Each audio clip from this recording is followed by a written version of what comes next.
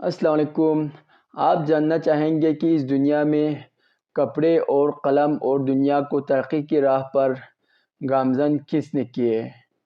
ہاں، نہیں جانتے ہیں نا؟ اور بہت سی باتیں آپ نہیں جانتے ہوں گے۔ آئیے میرے ساتھ اس ویڈیو میں وہ سارے باتیں جاننے کی کوشش کرتے ہیں جس سے آپ کو بھی فائدہ ہو اور میرے لیے بھی فائدہ ہو، اور آپ یہ فائدہ حاصل کر کے دوسروں کو بھی پہنچا سکے اور خود اس سے بھی فائدہ اٹھا سکے۔ اور اگر آپ میرے چینل پہ نہیں ہوتے، چینل کو لازمی سبسکرائب کیجئے تاکہ میں آپ کو ایسی بہت سی فائدہ مند ویڈیو لے کے آ سکوں۔ حضرت ادریس علیہ السلام، جنہوں نے اس دنیا میں سب سے پہلے قلم، کپڑے اور ہتھیار بنا کر انسانیت کے لیے ترقی کے راستے ہموار کیے، لیکن آپ پر جو صحیفہ نازل ہوا اسے بائبل سے الگ کیوں کر دیا گیا؟ دا بک آف اینوک ایک ایسا صحیفہ جو شاید دنیا کی سب سے پر اسرار کتابوں میں ایک ہے، کیونکہ اس کتاب میں اس کائنات کی پیدائش، حضرت آدم علیہ السلام کے زمانے کے پر اسرار کہانیاں اور ایسے راز لکھے ہیں جو شاید ہمارے پڑھے گئے تاریخ سے میل نہیں کھاتے۔ جائنٹس، علم نجوم، پورٹلز اور خلائی مخلوق سے حضرت ادریس علیہ السلام کا جنگ کرنا، یہ تمام چیزیں اس کتاب کو مزید پر اسرار بنا دیتی ہے۔ کیا واقعی حضرت ادریس نے خلائی مخلوق سے جنگ کر کے انسانیت کو بچایا تھا؟ اسلامی روایات اس کے متعلق کیا کہتی ہے؟ کیا ماڈرن سائنس کا سب سے بڑا سوال یعنی ایلین اور پورٹلز کا حضرت ادریس کی زندگی اور دور سے کوئی تعلق ہے؟ حضرت ادریس علیہ السلام اللہ کے تیسرے پیغمبر تھے جو حضرت آدم اور حضرت شیس علیہ السلام کے بعد نبوت کے منصب پر فائز ہوئے۔ آپ کی پیدائش قدیم شہر بابل میں ہوئی۔ روایتوں کے مطابق حضرت ادریس نے دنیا میں لوگوں کو سب سے پہلے لکھنے پڑھنے اور تعلیم حاصل کرنے کا درس دیا۔ آپ کا زیادہ تر وقت درس و تبلیغ میں گزرتا تھا، چنانچہ لوگ آپ کو ادریس یعنی درس دینے والا کہہ کر پکارنے لگے۔ آپ علیہ السلام حضرت شیس کے 5ویں نسل سے تعلق رکھتے تھے۔ مورخین کے مطابق حضرت ادریس حضرت آدم کے 500 سال بعد اور حضرت نوح علیہ السلام سے 1000 سال پہلے پیدا ہوئے۔ حضرت آدم علیہ السلام کے بیٹے حضرت شیس کا انتقال ہوا تو کچھ عرصے بعد ان کے پیروکار بہت کم تعداد میں باقی رہ گئے۔ قابیل کی اولاد نے کفر و شرک، بدکاری و بے حیائی کا بازار گرم کر رکھا تھا۔ زناکاری اور شراب نوشی عام تھی۔ ہر طرف بتوں کی پوجا اور آگ کی پرستش ہو رہی تھی، لہذا بنی آدم کی ہدایت و رہنمائی کے لیے اللہ نے حضرت ادریس کا انتخاب کیا۔ نبوت کے منصب پر فائز ہوتے ہی آپ نے اپنی قوم کے بھٹکے ہوئے لوگوں میں وعظ و تبلیغ کا کام شروع کر دیا، لیکن وہ سب آپ کے دشمن بن گئے، اور جو لوگ بھی حضرت ادریس پر ایمان لائے ان لوگوں نے ان پر ظلم کرنا شروع کر دیا۔ لہٰذا حضرت ادریس نے اپنے پیروکاروں کے ساتھ بابل سے ہجرت کرنے کا ارادہ کیا۔ حضرت ادریس اہل ایمان کو لے کر مصر کی طرف چل پڑے اور دریائے نیل کے کنارے آباد ہو گئے۔ یہ ایک سرسبز و شاداب علاقہ تھا۔ حضرت ادریس اور آپ کے ساتھیوں نے یہاں دعوت و تبلیغ کا کام جاری رکھا اور ان لوگوں نے یہاں مختلف علوم سیکھ کر خوب ترقی کی۔ اللہ نے قرآن مجید میں حضرت ادریس کا ذکر یوں فرمایا ہے، اور اس کتاب میں ادریس کا بھی ذکر کیجیے، بے شک وہ بڑے سچے نبی تھے اور ہم نے ان کو بلند رتبے تک پہنچایا تھا۔ حضرت ادریس نے ہی سب سے پہلے قلم سے لکھنا اور کپڑا سینا ایجاد کیا۔ ان سے پہلے لوگ عموماً جانوروں کی کھال کو بطور لباس استعمال کیا کرتے تھے۔ حضرت ادریس وہ پہلے انسان تھے جنہیں علم نجوم اور علم الحساب یعنی ایسٹرولوجی اور میتھمیٹکس کا علم بطور معجزہ عطا کیا گیا تھا۔ کہا جاتا ہے کہ آپ کو 72 زبانوں کا علم تھا اور دنیا کی تمام قدیم بنیادی زبان مثلاً عربی، سریانی، لاطینی، یونانی، عبرانی اور مصری زبان کی بنیاد آپ نے ہی رکھی تھی۔ حضرت ادریس پر 30 صحیفے نازل ہوئے جو اس وقت کے لوگوں کے لیے رہنمائی تھی۔ آپ نے ہی اسلحہ اور ہتھیار بنانے کے فن کو عام کیا۔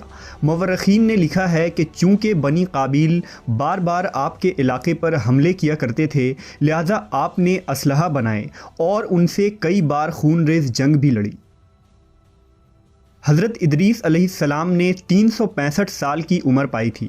علماء و مفسرین اور بہت سے تابعین کا یہ قول ہے کہ حضرت ادریس علیہ السلام کو زندہ آسمان پر اٹھا لیا گیا تھا اور چوتھے آسمان پر آپ علیہ السلام کے روح کو قبض کی گئی، جہاں نبی صلی اللہ علیہ وسلم نے معراج کی رات آپ سے ملاقات کی تھی۔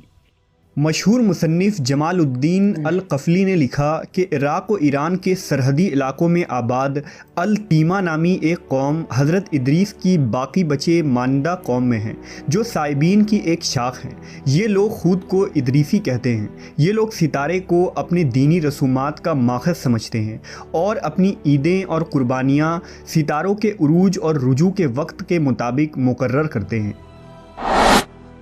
قرآن و حدیث کے علاوہ حضرت ادریس علیہ السلام کی زندگی اور ان کے زمانے کے متعلق معلومات کے دو مزید ذرائع موجود ہیں۔ پہلا قدیم سومیری تختیاں اور دوسرا توریت کا گمشدہ صحیفہ یعنی دا بک آف اینوک۔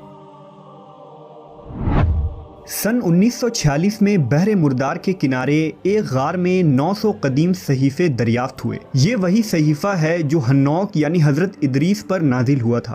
ان صحیفوں میں ایک بڑا صحیفہ توریت کے گمشدہ حصوں کا تھا، جسے آج ہم دا بک آف اینوک کہتے ہیں۔ بک آف اینوک میں تاریخ انسانی کی ایک مختلف کہانی ملتی ہے، جس میں حضرت نوح کے زمانے تک کے واقعات لکھے گئے ہیں۔ اس صحیفے میں ایک خاص قسم کے مخلوق کا ذکر ہے جسے دا واچرز کہا گیا ہے۔ انجیل میں انہیں دا فالن اینجلز کہا جاتا ہے۔ اس صحیفے کے مطابق حضرت ادریس علیہ السلام کے زمانے میں جیسے جیسے اس زمین پر انسانوں کی آبادی بڑھنے لگی تو زمین کی کچھ چیزیں آسمان کے فرشتوں کی نظر میں آنے لگی۔ ان فرشتوں کو بنی آدم کی خوبصورت عورتیں بہت پسند آئیں۔ وہ لمبی بالوں والی عورتوں کے فرشتہ تھے، لہذا سینکڑوں فرشتے آسمانی راستے سے زمین پر آ گئے۔ انہوں نے ان خوبصورت عورتوں سے زنا کیا اور شادیاں بھی کی۔ اس دوران ان فرشتوں نے انسانوں کو علم نجوم اور ستاروں کا علم سکھایا۔ ان عورتوں نے جب بچوں کو جنم دیا تو وہ انسان نہیں تھے، بلکہ عجیب و غریب دیو ہیکل مخلوق یعنی جائنٹس تھے، جسے بائبل میں نیفیلیم کہا جاتا ہے۔ اسلامی روایات میں بھی اس طرح کے لمبے قد والے دیو کا ذکر جگہ بجگہ ملتا ہے۔ بک آف اینوک کے مطابق وہ فرشتے زمین پر اپنی حکومت قائم کرنا چاہتے تھے اور انسانوں کو اپنے تابع کرنے کی خواہش رکھتے تھے۔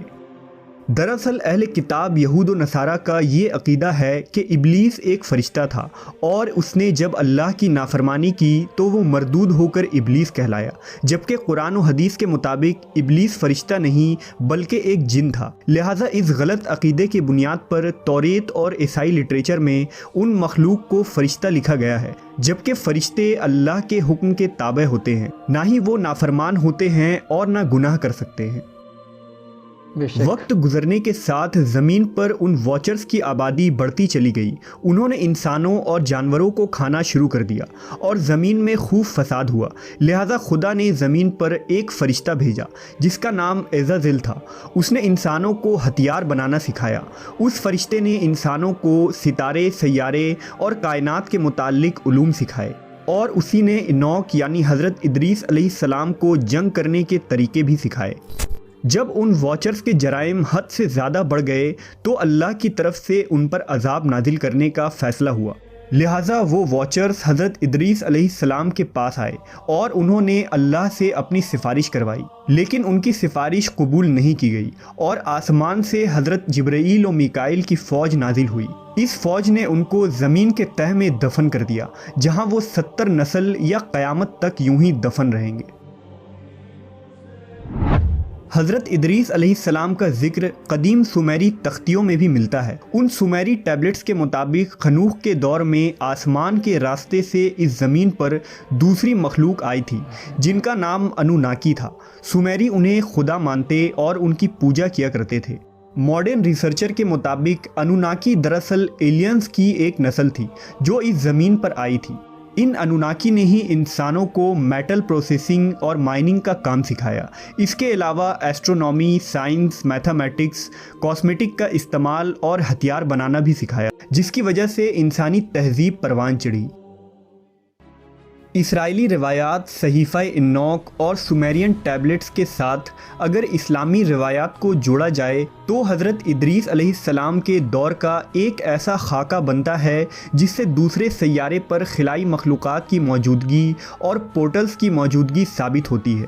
عین ممکن ہے کہ وہ فالن اینجلز، واچرز یا انوناکی کوئی خلائی مخلوق ہوں جو دوسرے پلانٹ سے ہمارے زمین پر حملہ آور ہوئے ہوں اور جن سے حضرت ادریس علیہ السلام نے جنگ کیا اور انسانی تہذیب کو بچایا۔ کیا جدید سائنس جس پورٹلز اور ایلین کی تھیوریز پیش کرتی ہیں، یہ تمام چیزیں حضرت ادریس کے دور کی ٹیکنالوجی تھی؟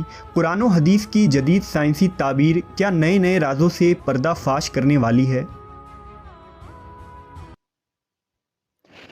تو پھر دوستو، آپ کو یہ معلوماتی ویڈیو کیسا لگا کمنٹ کیجئے، اور اگر آپ میرے چینل پہ نہیں ہوتے چینل کو لازمی سبسکرائب کیجئے۔